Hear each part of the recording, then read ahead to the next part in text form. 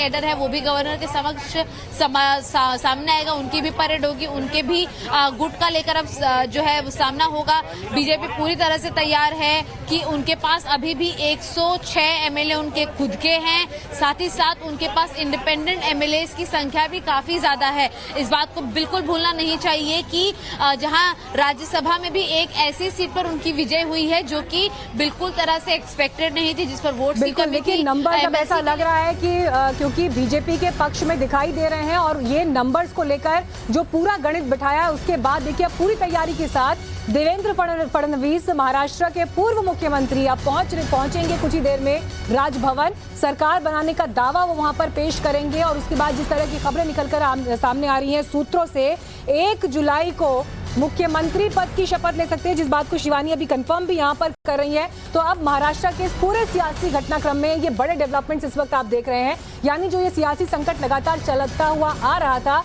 अब इस पर एक पूर्ण विराम लगने की स्थिति और नई सरकार का गठन जो कि देवेंद्र फडणवीस की अगुवाई में होगी उसकी पूरी तस्वीर अब स्पष्ट होती हुई दिखाई दे रही है। दूसरी तरफ देखिए गोवा में जो शिंदे कैंप है उनके साथ जो बाकी विधायक है वो वहां लैंड हो चुके हैं और जैसे ही वहां से भी पहली तस्वीर मिलेगी विधायकों के पहुंचने की वो भी आपको दिखाएंगे। लेकिन इन सब के बीच आज जिस तरह से सुप्रीम कोर्ट से पहले ये तस्वीर सामने आई कि बहुमत के लिए हम कोई रोक नहीं लगाएंगे फ्लोर टेस्ट के लिए, उसके कुछ समय के बाद 9:30 बजे के करीब उद्धव ठाकरे ने इस्तीफे का ऐलान कर दिया। फेसबुक लाइव के जरिए उन्होंने शिवसेना के कार्यकर्ताओं को संबोधित किया और पूरे महाराष्ट्र को भी इस बात की जानकारी दी, इस्तीफा आगे बढ़ा दिया। अब सारी निगाहें इस वक्त टिकी हुई हैं राजभवन की तरफ, क्योंकि एक तरफ वहां पर औपचारिक रूप से इस्तीफा पहुंचाया जाएगा और कुछ ही देर में देवेंद्र फडणवीस वहां पर पहुंच रहे हैं और ये माना जा रहा है कि सरकार बनाने का दावा वो राज्यपाल के सामने रखेंगे। इससे पहले कल भी उन्होंने राज्यपाल से मुलाकात की थी जिसमें उन्होंने ये कहा था कि उद्धव सरकार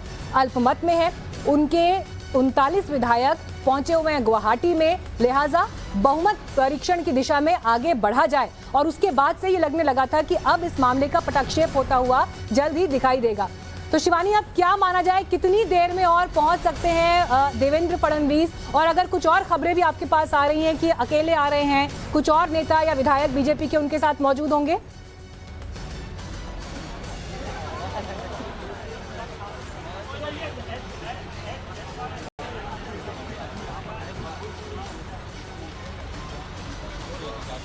शिवानी अभी क्या हो रहा है वहां पर, अगर आवाज आप तक पहुंच रही है? तस्वीरें यहाँ पर कुछ हलचल होते हुए पुलिस जो है वो सिक्योरिटी